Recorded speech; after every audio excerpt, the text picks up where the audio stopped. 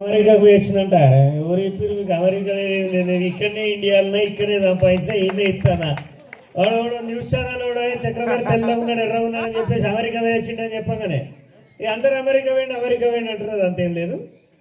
అందరికీ నమస్కారం. వేదిక పై ఉన్న పెద్దలందరికీ నమస్కారం. మా గ్రామస్తులకి చిన్నపిల్లలకి ప్రతి ఒక్కరికి నమస్కారం. ఆకారం సీనన్నతో నా పరిచయం చాలా గొప్పది. ఎంత గొప్పదో మీకు చెప్తా. ఇప్పటివరకు అంబేద్కర్ గారి గురించి చెప్పారు, చాలా గొప్ప గొప్ప విషయాలు అన్నీ చెప్పారు.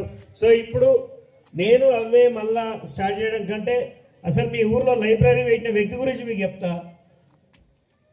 నేను నా కాలేజ్ టైంలో ఏదో ఎన్ఎస్ఎస్లో తిరిగినప్పుడు ఈ రైతు ఆత్మహత్యలు చూసినప్పుడు ఒక మాట అనుకునేవాడిని, ఏమైనా డబ్బు సంపాదిస్తే రైతులకు ఏమైనా సేవ చేద్దాం అనుకున్నా. మరి ఏదో కాలం కలిసి వచ్చింది, మంచిగా డబ్బు సంపాదించుకున్నా, నాకు పెద్ద షోకులు ఏం లేవు.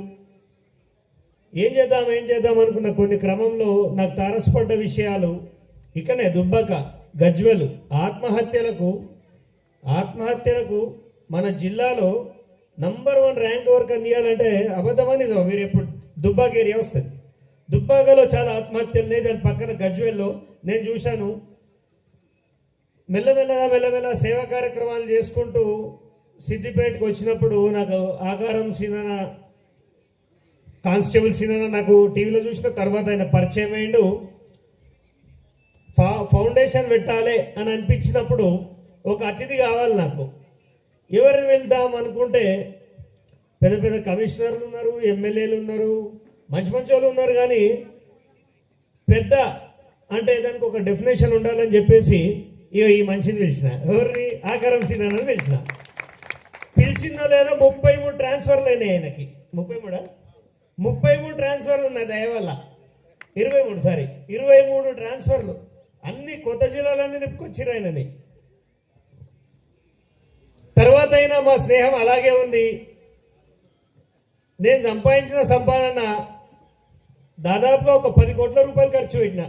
ఈ విషయం నాకెట్లా తెలిసిందంటే, నన్ను గతంలో ఈ రైతులకు సేవ చేస్తాడు వీడు, రైతు ఆత్మహత్యలు తీసుకొస్తుండని జైల్లో వేసిరు.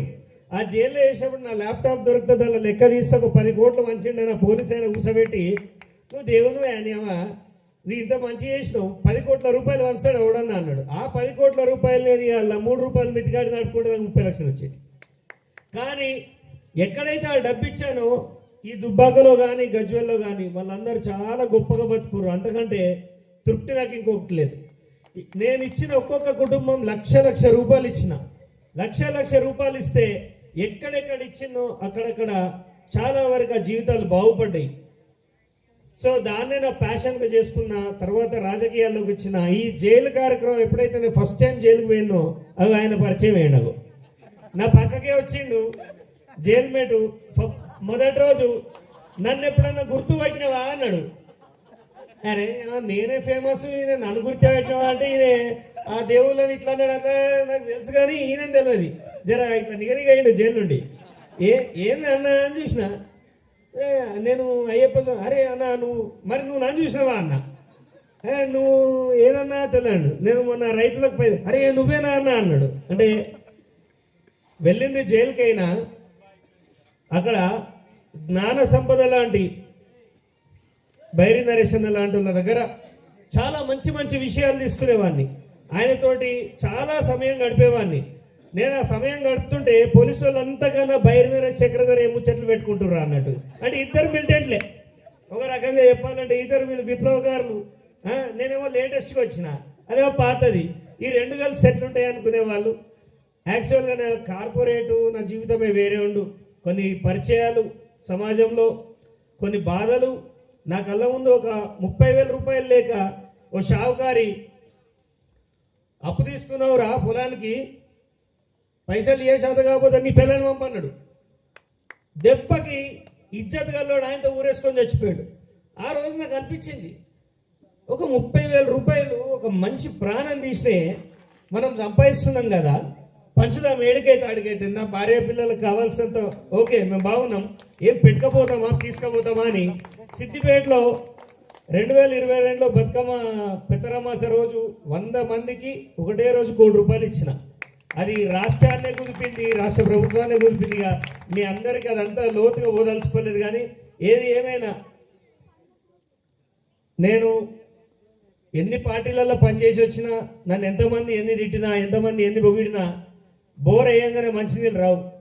బోర్ వేయంగానే ఏమొస్తాయి? మురికి నీళ్ళు వస్తాయి. అలాగే సమాజంలో మంచి చేసినప్పుడు మురికి మాటలే వస్తాయి. దాని తర్వాతనే ఆలోచన వస్తుంది, తర్వాత ఆ మనిషి యొక్క గొప్పతనం తెలుస్తుంది. నేను రైతుల భూములు గుంజుకున్నారని చెప్పేసి నా పార్టీకి రాజీనామా చేసేసిన. ఇప్పుడున్న ముఖ్యమంత్రి కూడా నాకు చాలా కావాల్సిన వాడు, నేను అంటే చాలా ఇష్టం. చక్కగా రాజీనామా పెట్టిన. ఒకటే విషయం, మా ఊర్లో ఒక సమ్ పార్టీ ఆయన గుంజుకున్నాడు, వత్తాసు వాడిరని చెప్పేసి ఆ పార్టీని వదిలేసిన.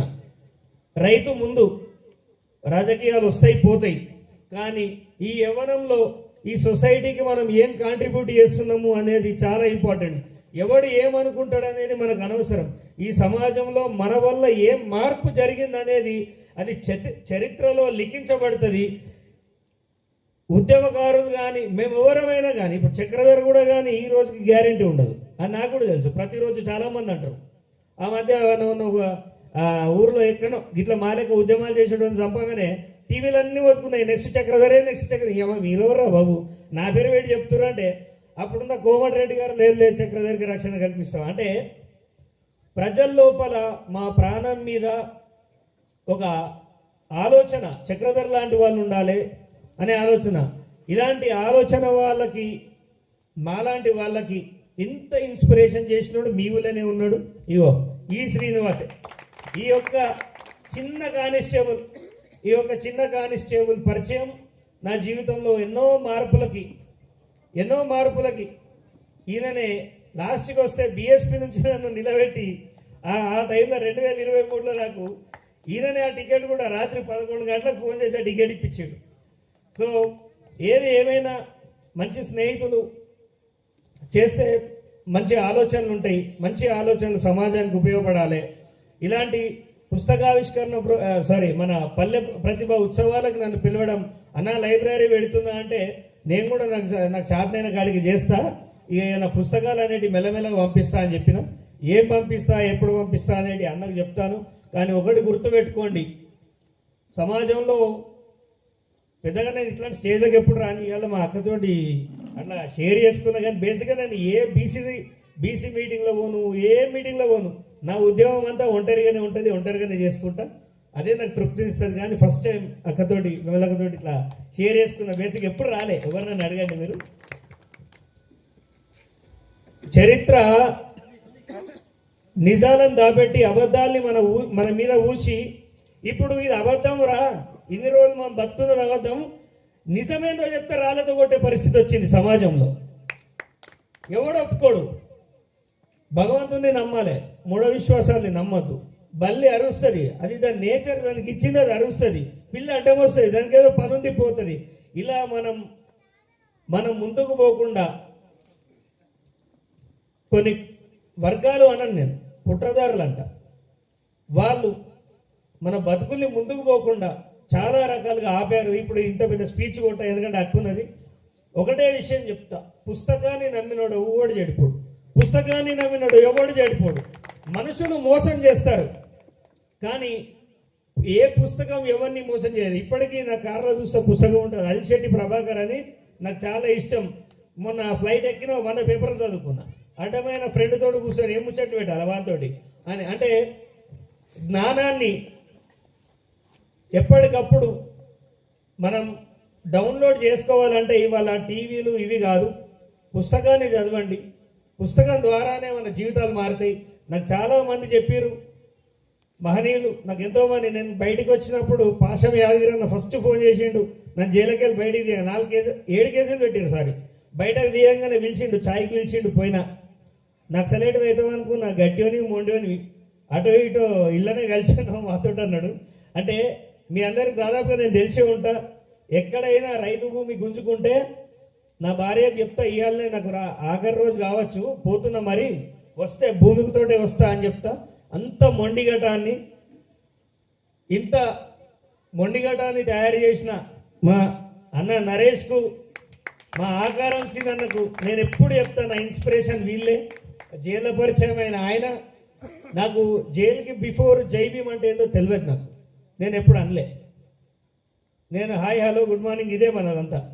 అది ఆయన నేర్పిండు. జ్ఞానం అంటే ఏందో నేర్పిండు. నిజంలో బతకాలని నేర్పిండు.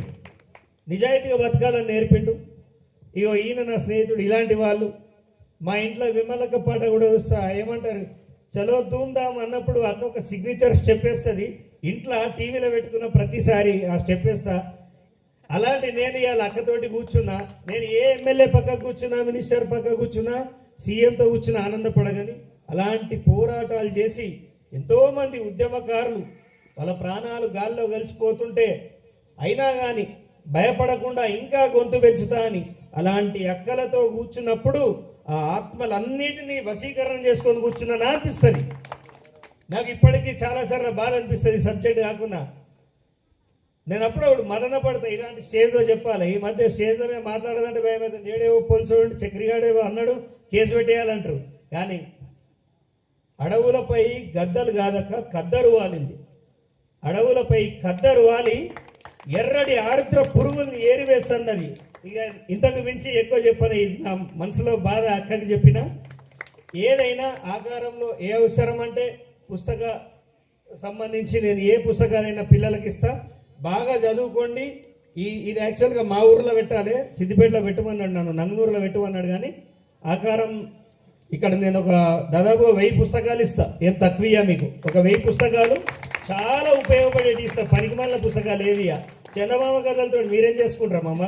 రోజు మన వాళ్ళు చెప్తూనే ఉంటారు, మన పొలిటీషియన్ లీడర్. వాళ్ళకంటే చందమామ కథ కూడా మంచి ఎప్పుడు నా మాటిని మంచి మంచి పుస్తకాలు ఇస్తా. నిజాన్ని వాస్తవాన్ని చెప్పే పుస్తకాలు ఇస్తాను. దయచేసి ఇంకొకటి, ఎప్పుడు కానీ ఒక విషయం విని నిర్ధారించుకోవద్దు. ఎప్పుడు కానీ ఒక విషయం విని ఒకటి మీద గొడవ పోవద్దు. ఊళ్ళల్లో అది నిజమా లేదా అని దాన్ని ఖచ్చితంగా రీసెర్చ్ చేయాలి.